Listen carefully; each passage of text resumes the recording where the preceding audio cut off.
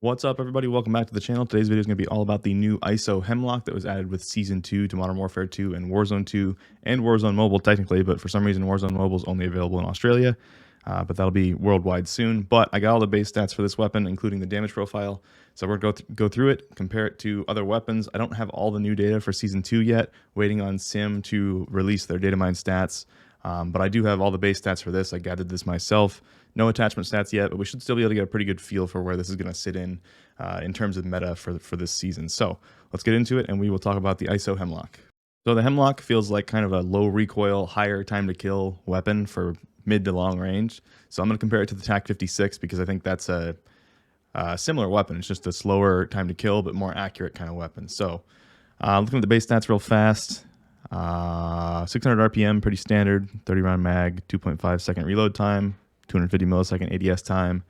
Bullet velocity is one I didn't get yet because that from Simthic is muzzle velocity, and mine can never be muzzle velocity. I can only estimate muzzle velocity based on measuring over like 100 meters or 200 meters. And the closer I get to muzzle velocity, the less accurate my measurement is because there's less frames of time between when the round is fired and when the round impacts the wall. So I'm just going to wait for them on that. Movement speed, I can get really close. So 4.7 meters per second, pretty fast for an AR. Standard AR sprint to fire time in Warzone 2, so 210 milliseconds sprint to fire, 310 tag sprint to fire. ADS movement speed 2.58, that's a little faster than normal for an AR in this game. And then 5.8 for sprint, that's pretty standard for an AR. 7.5 tag sprint, again, pretty standard for an AR. I'm going to skip the individual time to kill chart. Damage values quickly, 48 head in the first range, 38 neck, 38 chest, so it does not have a neck multiplier, 35 stomach, and then 32 to extremities everywhere. These are tricky because the Codcaster is still bugged, so for me to measure damage values accurately, it's really difficult right now. So these could be slightly off, but I think they're correct. I think I've found a method that will actually give me the correct values. Basically, I do super high health values, and then I take a bunch of shots, and then I take the average, and I think that gets me the correct values, but it's just really annoying. Hopefully they fix Codcaster soon in Modern Warfare 2 Multi. And the second damage range, 43, 35 neck and chest, 31 stomach, and then 29 to extremities. These are all pretty standard. Like, these aren't like really high damage or anything for this fire rate. In the third damage range, 36 to the head, 28 neck, chest, and then 26 stomach, 24 extremities. And then out of the longest damage range, 33 head, 26 neck, 26 chest, 24 stomach, 22 extremities. So if you guys saw my video a little while back, there are some situations where if you're shooting someone that has armor plates on, for some reason, the damage is actually amplified. It's like a different damage profile entirely for some weapons. So that means that certain weapons, the final damage range TTK that's on TGD, that's on Sim right now, both are incorrect. I'm going to work really hard to get those measured, but it is, again, really tricky because Codcaster doesn't show armor damage, and private matches now take 50 players to start. So to start a private match and actually get the real armor plate damage values is going to be really difficult. I might ask JGod for help with that someday and see if we can get a big community test going where we get all those armor damage values if Sim doesn't ever release it. But just wanted to note that I did check for that with this gun. I did not see it, but it is still really tricky to test, so I'm not positive about this gun. Recoil is pretty standard. It's kind of up to the right.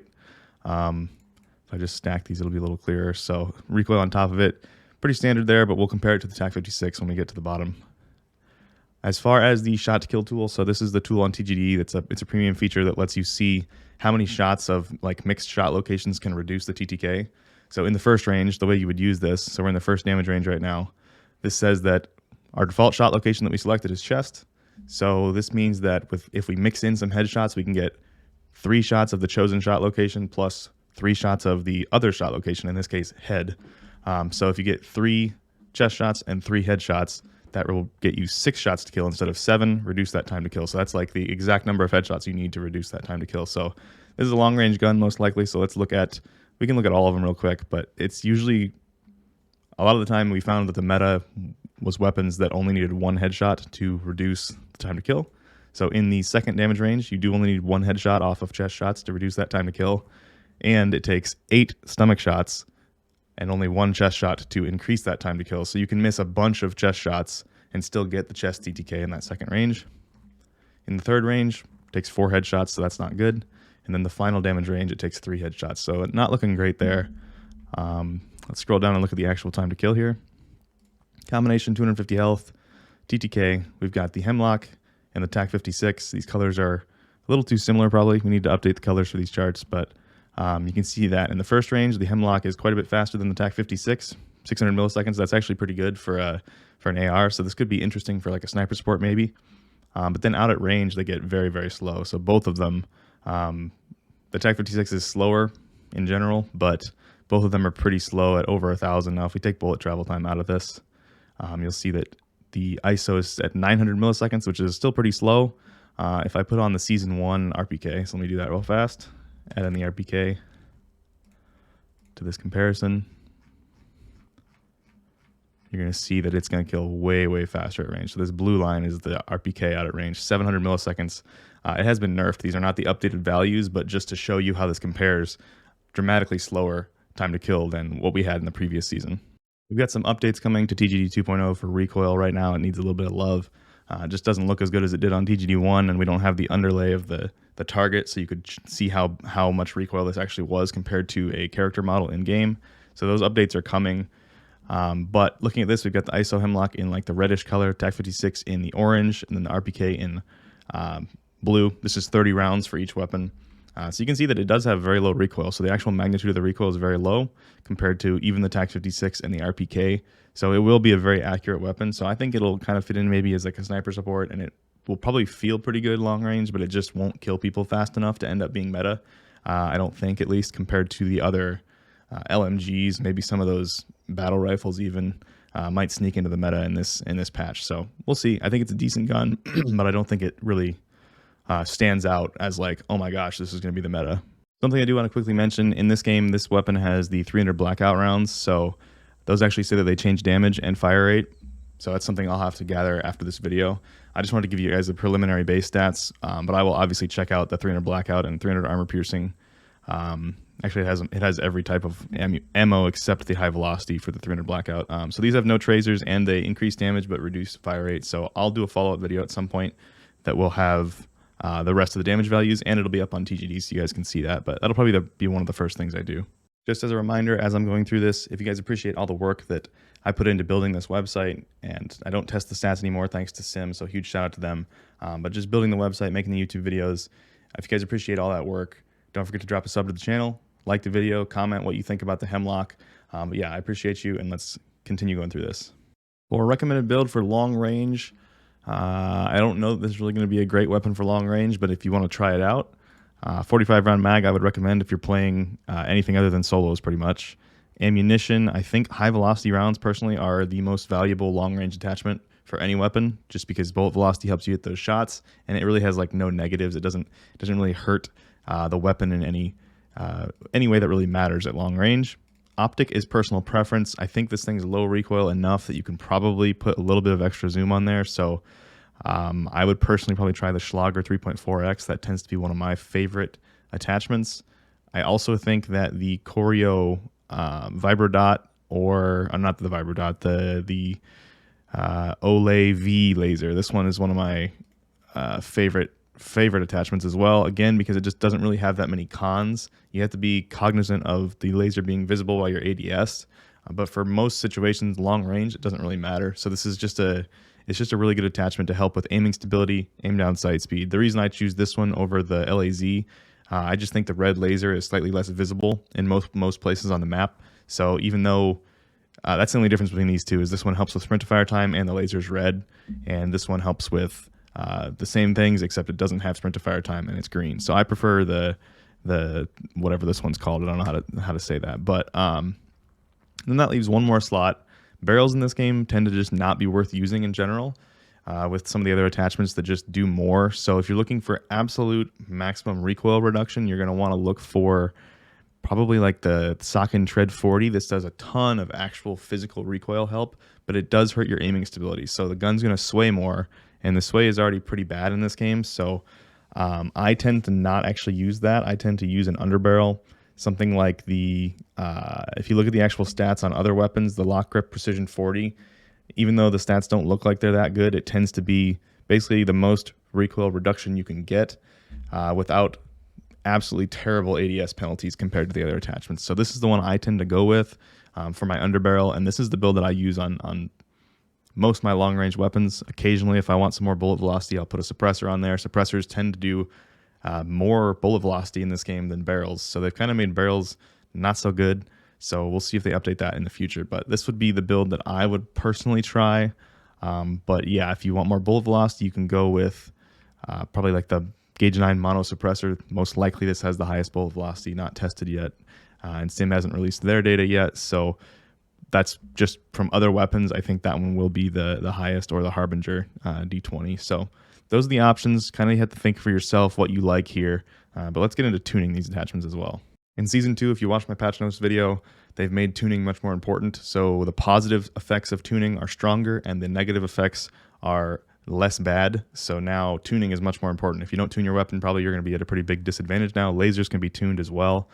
So I'll go through how you kind of get the optimal point again. So we probably want, for long range, we probably want aiming idle stability more than aim down sight speed, just to help with that accuracy. So you can see how these things kind of wiggle as you slide them up and down. So you're basically looking for the peak on the stat that you want, the one that's going up. And then this one actually doesn't really have an optimization point. So it's kind of just like anything up towards the top is about the best for this weapon, this attachment.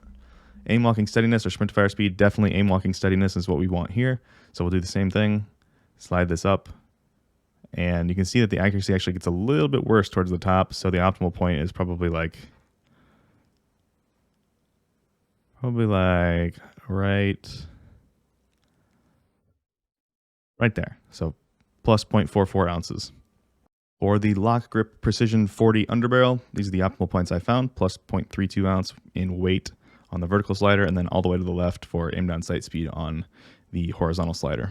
Optimal tuning points on high velocity ammunition for this weapon. Again, this is different per weapon. They've made this completely unique on each weapon for each attachment, so you can't just say high velocity on any weapon has these same tuning points.